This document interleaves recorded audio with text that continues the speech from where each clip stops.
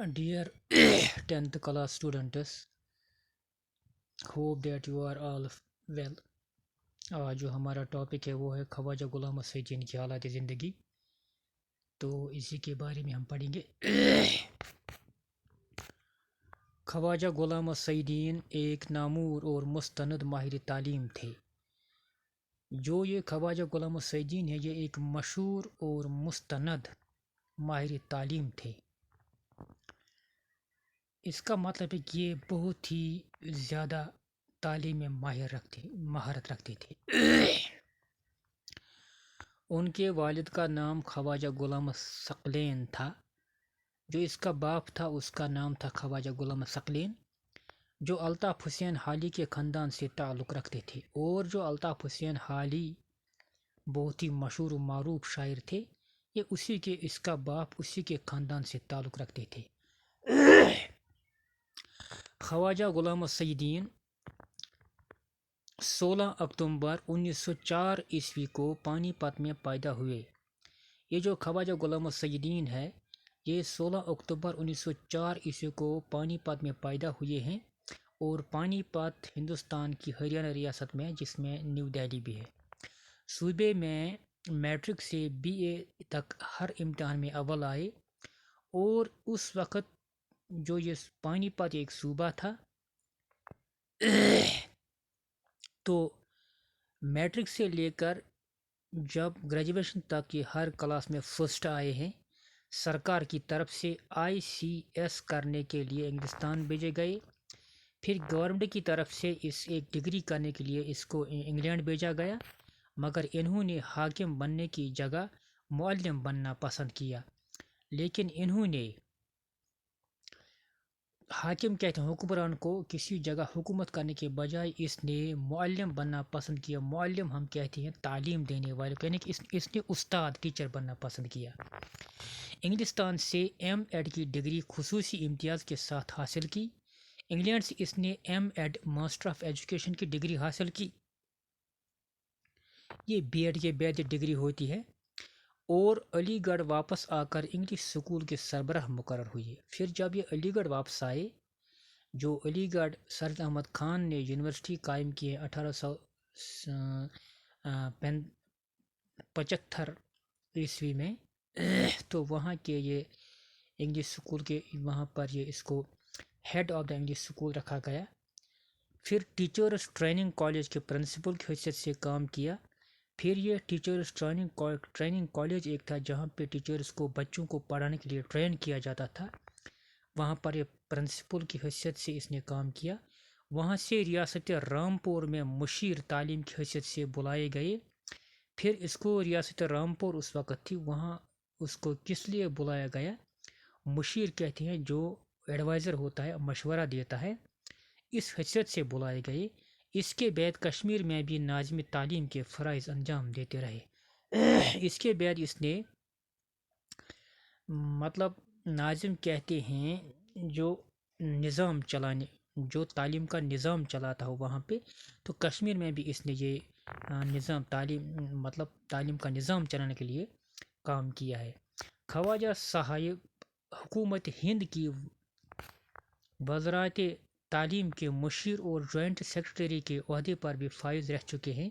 یہ جو خواجہ صاحب ہیں خواجہ غلام السیدین، یہ جو انڈین گورنمنٹ ہے یہاں پہ وزارت تعلیم یہ یہاں پہ مطلب منسٹر آف ایجوکیشن مطلب وزارت تعلیم کے مشیر، یعنی کہ ہی واز ایجوکیشنل ایڈوائزر، یہ ایجوکیشنل ایڈوائزر تھا اور جوائنٹ سیکرٹری کے عہدوں پر بھی یہاں پر رہ چکے ہیں. تو اس کے علاوہ آپ نے امریکہ کی مختلف یونیورسٹیوں میں بھی مشیر و پروفیسر کے فرائض انجام دیے ہیں. تو اس کے علاوہ اس نے کیا کیا ہے؟ امریکہ کی مختلف یونیورسٹیوں میں اس نے مشیر و پروفیسر کے فرائض انجام دیے ہیں. اس نے وہاں پر بھی بہت سارے ان کو مشورے دیے ہیں، اپنی رائے دی ہے، اور وہاں پر یہ پروفیسر بھی رہی ہے. تو ان سب بات اوپر جو ہم نے کچھ باتیں اس کے بارے میں پڑھی ہے، ان سب باتوں کو پڑھنے کے بعد ہمیں یہ پتہ چلتا ہے کہ خواجہ غلام السیدین ایک بہت ہی مشہور، معروف اور ذہین انسان تھے، جس نے تعلیمی دنیا میں اتنے بڑے بڑے کام انجام دیے ہیں۔ تو ایک اسٹوڈنٹ کو چاہیے، ایک طالب علم کو چاہیے جو علم کا طلبگار ہو، جو تعلیم حاصل کرنے کا خواہش مند ہو، جو ایک اسٹوڈنٹ ہوتا ہے، اس کو چاہیے کہ یہ بھی اپنی زندگی میں ہر پل ہر وقت حالات چاہے کیسے بھی ہوں، آج بدقسمتی کی وجہ سے کووڈ-19 پینڈیمک چلتا ہے، لیکن پھر بھی جو دانا اسٹوڈنٹ ہوتے ہیں، اپنی عقل سے کام لینے والے اسٹوڈنٹ ہوتے ہیں، وہ آج بھی پڑھتے ہیں اور ان کو آج بھی اپنی تعلیم کی بہت زیادہ فکر رہتی ہے، اور یہی اسٹوڈنٹ، یہی بچے اپنے فیوچر کو برائٹ کرتے ہیں، اور ان کی محنت آخرکار ثمر آور ثابت ہوتی ہے۔ تو اس کے نیچے کیا ہے پھر؟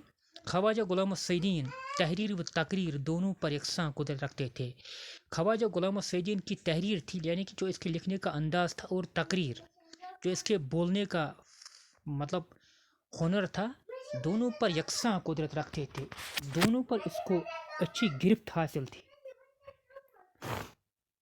ان کی تحریریں زیادہ تر انگریزی زبان میں ہیں، جو اس نے کچھ لکھا ہے زیادہ اس نے انگلش لینگویج میں لکھا ہے۔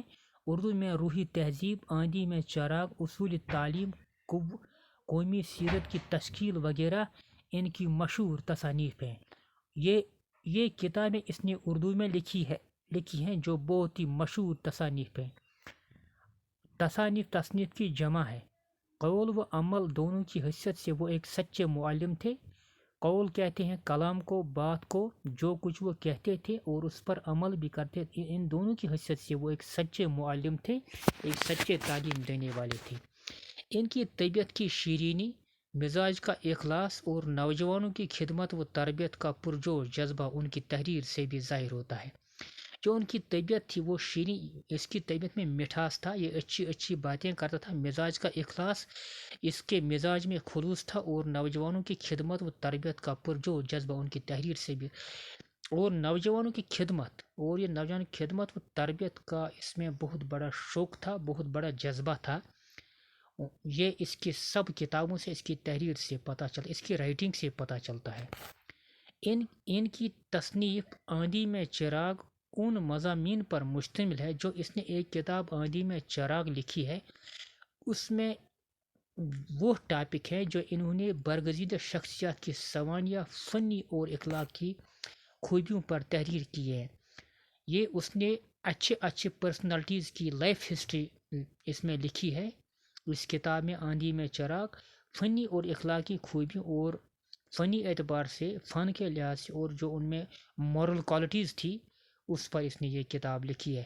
اقبال اور انسانیت اسی کتاب سے ماخوذ ہے، اور جو آگے ٹاپک آ رہا ہے جو خواجہ غلام محمد سعید نے لکھی ہے، یہ اس نے آندھی میں چراغ اسی کتاب سے لیا ہے، اسی کتاب سے اخذ کیا گیا ہے۔ آپ نے 19 دسمبر 1971 کو علی گڑھ میں انتقال کیا، تو اس نے 1971 کو علی گڑھ میں ہی انتقال کیا، یہ اس دنیا سے چلے گئے ہیں 1971 میں، اور جامعہ نگر کے قبرستان میں دفن کیے گئے۔ اور وہاں پہ قبرستان ہے جس کا نام ہے جامعہ نگر قبرستان۔ ہم اس جگہ کو کہتے ہیں جہاں پر قبریں ہوتی ہیں، جس کو ہم مرغزار بھی کہتے ہیں،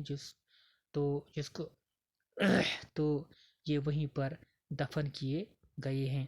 تو ان سب باتوں سے پتہ چلتا ہے کتنے ذہین آدمی تھے خواجہ غلام محمد سعید۔ تو یہ ذہانت، یہ قابلیت، یہ جو مطلب ان میں کیپیبلٹی، انٹیلیجنس، یہ کیسے آتی ہے ایک اسٹوڈنٹ میں، ایک انسان میں؟ جب ایک انسان اپنے اسٹڈیز کی اور پورا فوکس رکھتا ہے، فکر رکھتا ہے، اپنے کام کی بہت زیادہ اس کو فکر رہتی ہے، اور اس کام کو کرنے کا جنون اس میں آتا ہے، تبھی انسان ان سارے رکاوٹوں کو، ان سارے مرحلوں کو پار کر کے ایک گریٹ پرسنالٹی بن جاتا ہے۔